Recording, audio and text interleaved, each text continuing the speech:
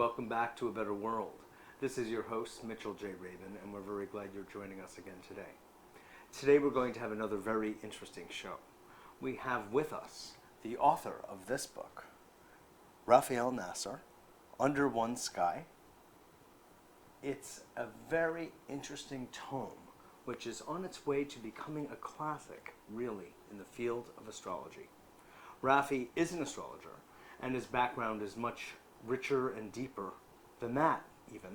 Spans many worlds, many dimensions, and he'll be bringing some of that to light in this conversation. Rafi embarked upon this work some years ago, and it is becoming kind of a quintessential text for understanding the breadth and some of the depth of astrology from many different points of view, and we'll be discussing that in this program. Rafi also brings another very interesting dimension to A Better World, because he wasn't always involved in astrology, but was involved more in the business world, more in financial services, as a matter of fact.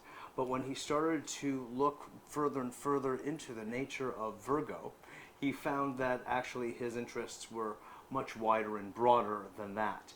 And on A Better World, as many of you know, we like to exemplify change, people growing and changing and expanding in their lives and deciding to make altogether significant transformations. And Rafi is an embodiment of that. Another reason that we wanted to ask Rafi to come onto the show and speak with us. A pleasure to have you. Mitchell, it's a pleasure to be here. Good, very good. So Rafi, how is it that you first became inspired to, number one, go into astrology from the background that you had, and then we'll go into the book? Actually, my introduction to astrology was anything but inspiring. Many years ago, I discovered, much to my dismay, that I was born under the sign of the Virgin, which can be highly disconcerting to someone who's entering manhood. I couldn't trade my sign. What does this mean? Unfortunately, I couldn't trade my sign in, so I decided to dig a little deeper, and hopefully I'd be able to determine that there's nothing to this. But the deeper into it I went, the more I realized that there was something substantial to astrology, and it was undeniable. And that was my introduction to astrology. Interesting. So it's really more of a kind of an intellectual quest, or to at least uncover what does it mean that you're born under a virginal sign, when that was the last thing you actually wanted. It was much more than just an intellectual quest, because what happened was I sent away my birth data to a man that had never met me. And 3 weeks later, he sent me back a reading. And the degree of intimacy with which he was able to unravel my life stunned me. It just set my soul reverberating at a very deep level. And it was an awakening of sorts. We all walk around with idiosyncrasies. We think we know ourselves. This man was able to basically take the loose ends of who it is that I am and weave them together. And through words created a beautiful tapestry of my soul. It was a psycho-spiritual portrait of my soul, something on the order of Rembrandt. An organic whole, no less. No less, that's right. And I decided... On the order of Rembrandt. Absolutely. Absolutely. I mean, clearly my soul shined through the words. And I decided right then and there that I wanted to explore astrology deeper. Wow. And so it wasn't an intellectual quest. It was a life-affirming quest. It was a spiritual quest of sorts. And so I live in New York, where you can pretty much find anything and anyone. And I started studying with various teachers, different systems, attending conferences, so on and so forth. And at some point, I got lost in the labyrinthine corridors of astrology. There are so many different systems, so many different techniques, so many different perspectives, orientations, and points of view. I knew there was something there, but I was groping in the dark, you know, and I got the sense that no one really knew what astrology was. A lot of people. But let me ask you, I Yes. just want to understand something and make it clear to the audience as well. Prior to your delving into astrology and getting that reading from that particular gentleman, had you had a skeptic's view of it, or I really didn't. what? I really didn't know much about astrology prior to the reading. Just What was your feeling about it? Like, if there was a tone to it that you could identify? I tend to be consider myself to be a rational person, and so I wanted something I could grasp, some rational basis for astrology. Exactly what is it? What is it made of? And After all, you are an earth sign, so such that's desire right. for the rational is And- in place. And it was nowhere to be found. You know, I tried groping and grasping, but there was nothing I could really latch onto that spoke to me. I mean, you hear all sorts of theories, and Except the description of you. that's right. On that personal level. I had that to go on. So that was a bit of an awakening. And I mean, that Absolutely. set the Absolutely. course. That's right. So about 3 years ago, shortly after September 11th, my previous incarnation sort of came to a close. I lived just a few blocks from where the World Trade Center was. A series of synchronicities just unleashed a domino effect across the whole of my life. I lost my business, and which was a blessing in disguise, because I had this open space presented itself. It wasn't so And- disguised. It revealed itself, and I started filling that space with words and ideas. And one of the results, the consequences of that process, was this book. I finally had some time and space to explore more deeply the nature of astrology, and the result of that exploration takes the form of this book. I got it. Now, it should be said, and let's just show this book again. I made some pretty significant comments or assertions about how this book is traversing the territory and domain of astrology and gaining momentum, even though it's been out for not that long a time. And it's because, Rafi, of the span of the work. You basically interview 12 different astrologers and the heads of those schools. Right. Do you want to Sure, do you want to sure, unravel sure. that? Sure. The basic premise is this. I approached 12 astrological luminaries, and So to speak. so to speak, and Stars, as it were. and challenged them to do a blind reading, a cold reading, a context-free interpretation. That is, I would give them the birth data of a subject. They knew she was a woman. Female. Right. Subject was a woman, and that's it. They didn't know her name. They had her Date birth. of birth and place. That's exactly right. And on the basis of those 2 bits of information, I challenged them to put together a portrait of this woman's life. as per their particular orientation. That's exactly right. That's exactly. Each of the 12 astrologers that I selected is affiliated with a particular school of astrology. There are many schools of astrology. Each different astrological system uses a different toolkit of symbols and techniques by which to interpret the meaning of the planets and their astronomical relationships at the moment of birth. In other words, I mean, more specifically, they will cite the importance of a particular asteroid in one school that's hardly recognized or acknowledged in another, as an example. That is correct. Or a greater emphasis on the North Node than nodes altogether. That is or correct. Something of that. That ilk. is correct. And you not only selected those people from the different schools, but oftentimes people who evolved those schools altogether. Absolutely. But there's another dimension. We can look at astrology, classify the different schools with respect to the symbol sets that they use, but there's another vertical dimension that we could consider when looking at astrology. And there's a fundamental schism, it appears to me, or it appeared to me then, and it's even more clear now that in fact that schism does exist, as to the nature of astrology. Exactly what is it? an empirical science, or is it a human science, a phenomenological science? Now let me explain to you the difference by way of a metaphor. Let us assume that two cars are heading north on the same highway. In one car, one driver is heading to work. The other car, the second driver, is heading back home. So empirically, we would conclude that the two cars are actually heading in the same direction, while phenomenologically, from their first-person perspective, in fact, they would be driving in opposite directions.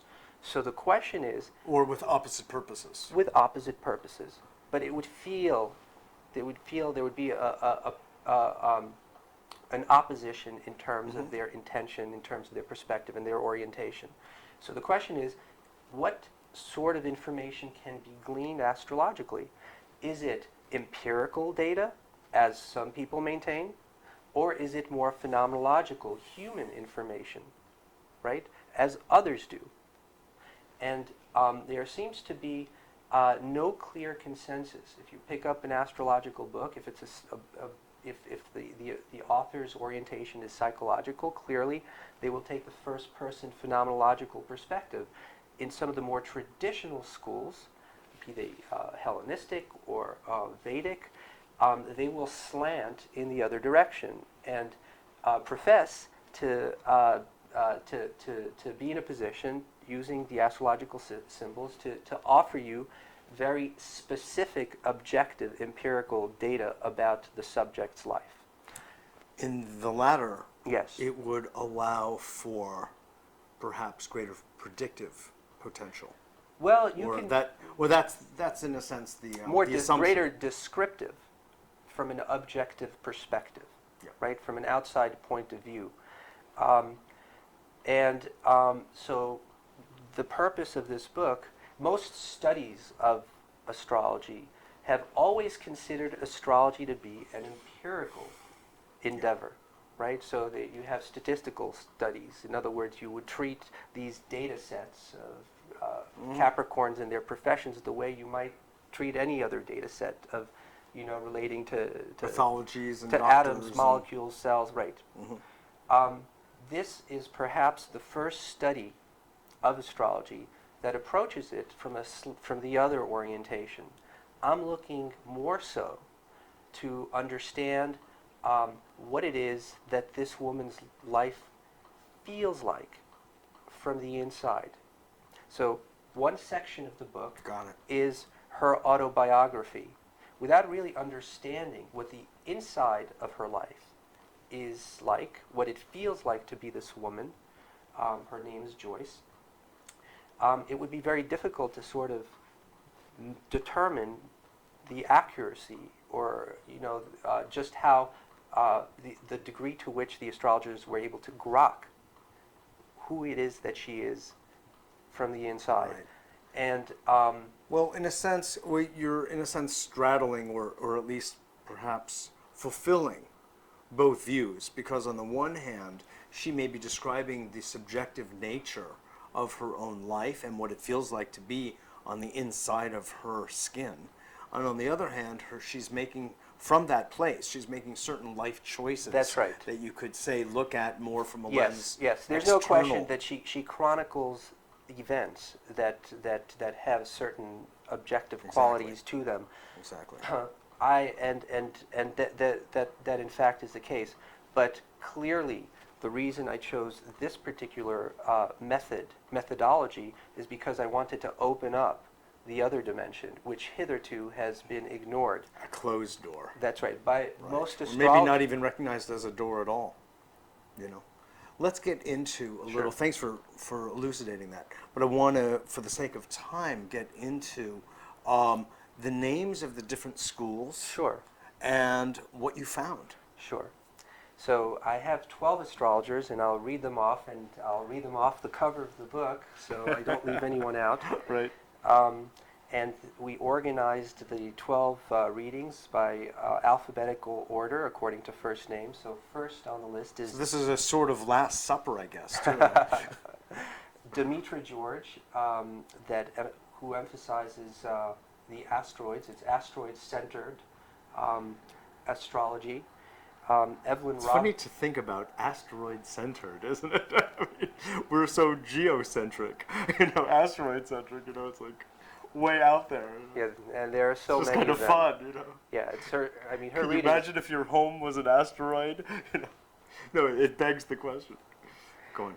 So, Evelyn Roberts, who practices a more psychologically oriented system of astrology. Gary Kristen, who's a Uranian astrologer. Hadley Fitzgerald, who's a psychologist and uses astrology in her practice. John Marcasella, who's just a modern Western astrologer. Who you've been studying with. I have been studying with. Ken Bowser, who's a Western siderealist. Kim Rogers Gallagher, who calls her system lighthearted astrology. It's astrology with a sense of humor, but it cuts right through to the deeper truths. Robert Hand, really the father in many ways of the patriarch of the astrological world. Yeah. I mean that in the best of all possible ways. And in this book, he does a medieval astrological reading. Ronnie Gale Dreyer, who's a Vedic astrologer. Stephen Forrest, who I've studied with as well. And who published the book? His wife edited the His book, wife. and their publishing house published the book, that's right. And he's an evolutionary astrologer. And Wendy Ashley, who's a mythological astrologer. Wonderful, wonderful. So here you've embarked upon what is essentially a more scientific inquiry into. It's I described it before as sort of a Rorschach, because each astrologer had just the barest data, no foreknowledge whatsoever, and it was up to that astrologer to paint the picture. And a reader of the book sees the autobiography and can then, of course, compare and contrast. There it is. That's right. Who's lining up That's most right. strongly and closely? What are the correlations, in other words? That's right. The intention was really to determine just how far you could stretch the symbols before they snap. Yeah. Literally. And just how far you can take an interpretation before the imagination begins to introduce information into the meaning of the symbols. Exactly.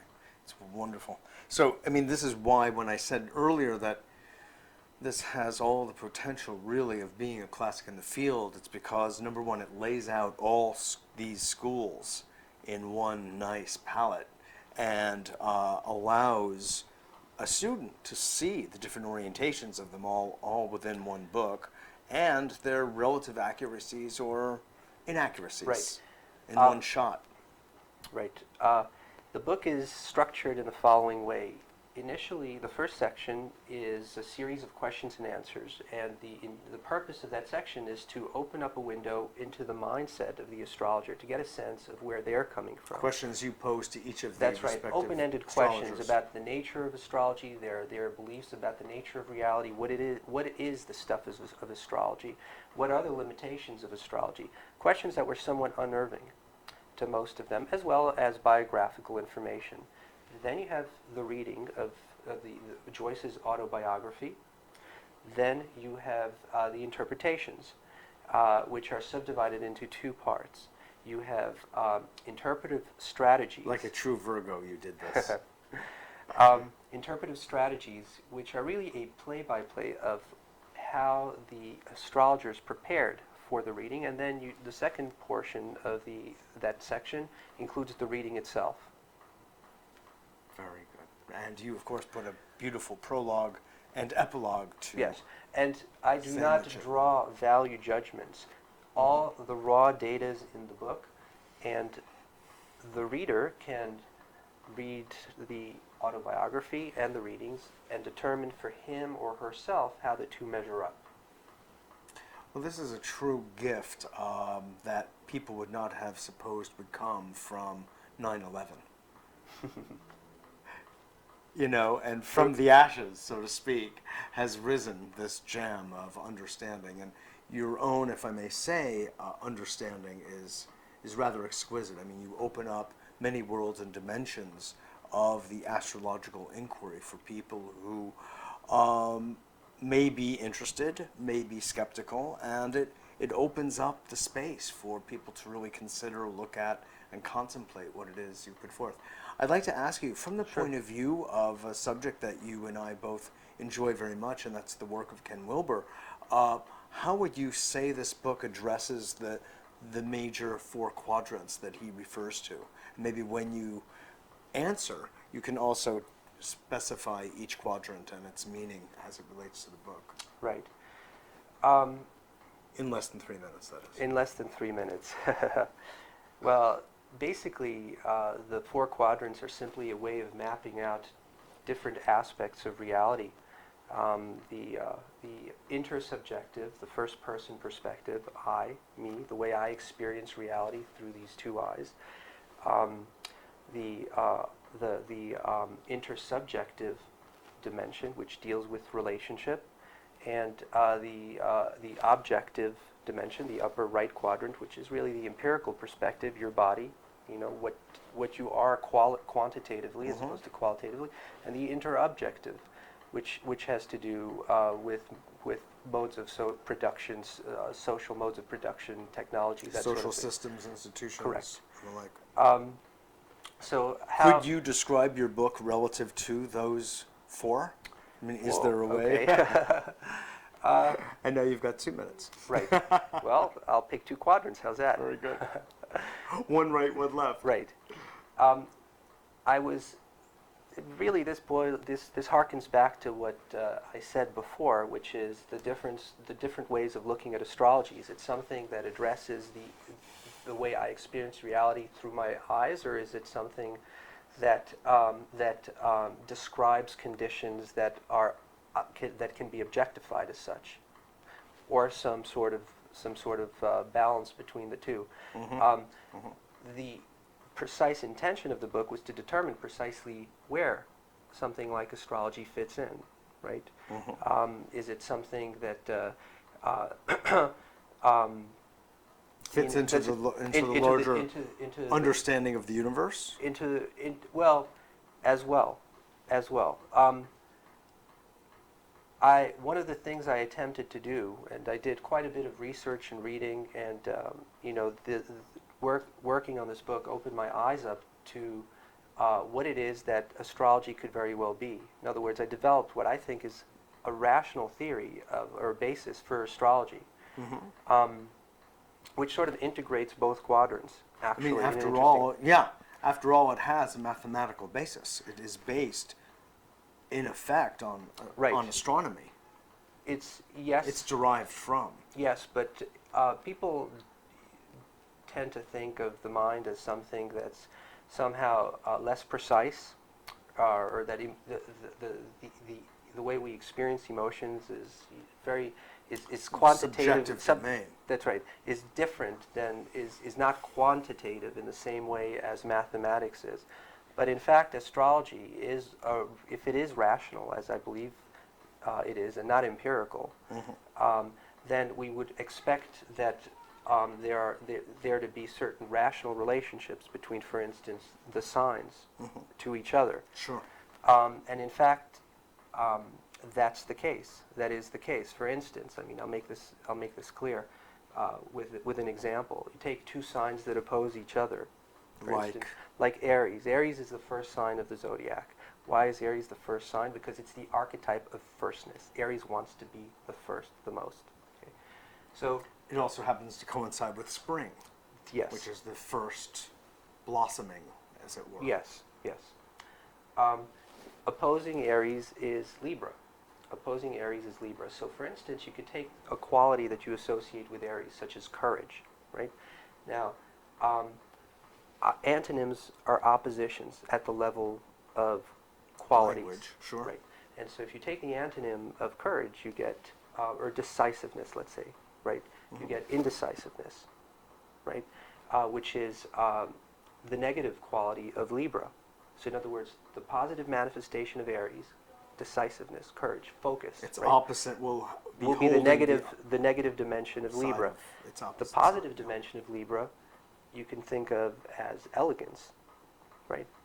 refinement. Which is a weakness of the Aries. Well, the antonym of something like refinement is vulgarity or coarseness, which is the negative quality of Aries. So essentially, you have a rational relationship between all the signs, not just the signs that oppose each other, but all the 12 of them form certain geometrical patterns that are significant at an emotional level, with a degree of precision that is mathematical. Yes, exactly. So, I mean, what it comes to is, and in answer to my question, is you've got the obvious subjective nature of one's own virtues and weaknesses being mapped out from the action of astrology, and you've also got its underlying mathematical relationship that can detail one's own mapping personally as well as interpersonally. That's right. One's relationship to the opposite sign, and of course, if there's a relationship that can be detailed mathematically there, any adjacent signs could also be mapped out. That's right. We have one concept in the English language. Well, we have synonyms and antonyms, but you know, astrologically, you have 12 different word relationships or quality relationships. Exactly. So and those are described by the zodiac. That's right. Oh, what a system. Well, listen, I want to just thank you. I mean, you have just opened up for myself and our audience just a very vivifying understanding and mainly a curiosity about how rich this world of astrology really is, and from a characterological point of view, well, there's no end to it. So thank you, Rafi, for your good work. Thank you, Mitchell. Really a pleasure to have you on and beginning to describe it to our audience, and may it be fruitful for all. Thank you. Absolutely. I hope you enjoyed that as much as I did, and go out and read this book, Under One Sky, because it'll be much worth your while. This is Mitchell J. Rabin for A Better World. Thanks so much for joining us, and I look forward to seeing you all next week.